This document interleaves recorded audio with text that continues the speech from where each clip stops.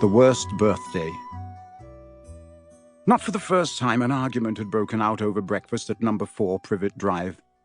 Mr. Vernon Dursley had been woken in the early hours of the morning by a loud hooting noise from his nephew Harry's room.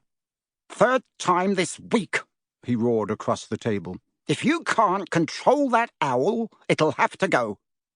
Harry tried yet again to explain.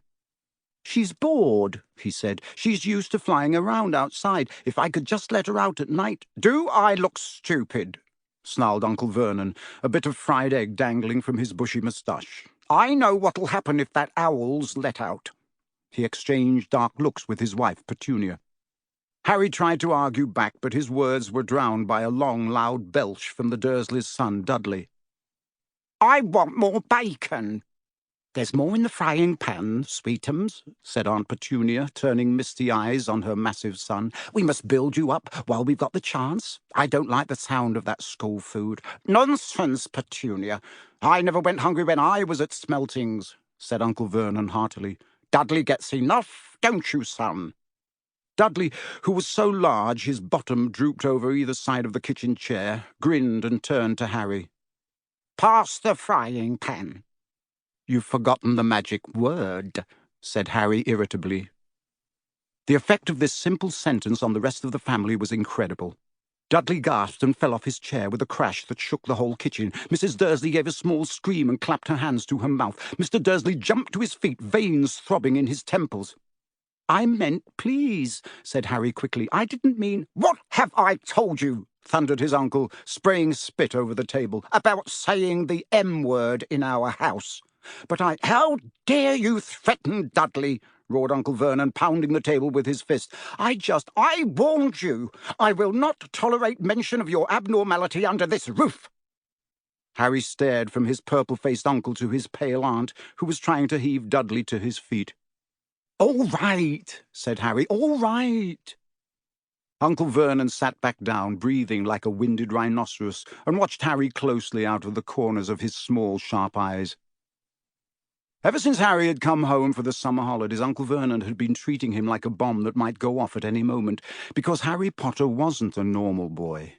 As a matter of fact, he was as not normal as it is possible to be. Harry Potter was a wizard fresh from his first year at Hogwarts School of Witchcraft and Wizardry, and if the Dursleys were unhappy to have him back for the holidays, it was nothing to how Harry felt. He missed Hogwarts so much, it was like having a constant stomachache. He missed the castle with its secret passageways and ghosts, his classes, though perhaps not Snape, the potions master, the mail arriving by owl, eating banquets in the great hall, sleeping in his four-poster bed in the tower dormitory, visiting the gamekeeper Hagrid in his cabin next to the forbidden forest in the grounds, and, especially, Quidditch, the most popular sport in the wizarding world. 6 tall goalposts, 4 flying balls, and 14 players on broomsticks. All Harry's spell books, his wand, robes, cauldron, and top-of-the-line Nimbus 2000 broomstick had been locked in a cupboard under the stairs by Uncle Vernon the instant Harry had come home. What did the Dursleys care if Harry lost his place on the house Quidditch team because he hadn't practiced all summer? What was it to the Dursleys if Harry went back to school without any of his homework done?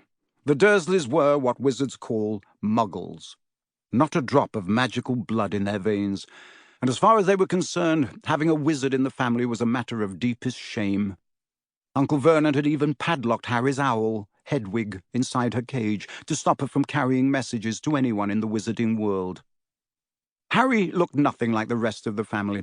Uncle Vernon was large and neckless, with an enormous black moustache. Aunt Petunia was horse-faced and bony. Dudley was blonde, pink, and porky. Harry, on the other hand, was small and skinny, with brilliant green eyes and jet-black hair that was always untidy. He wore round glasses, and on his forehead was a thin, lightning-shaped scar. It was this scar that made Harry so particularly unusual, even for a wizard. This scar was the only hint of Harry's very mysterious past, of the reason he had been left on the Dursleys' doorstep 11 years before. At the age of 1 year old, Harry had somehow survived a curse from the greatest dark sorcerer of all time, Lord Voldemort.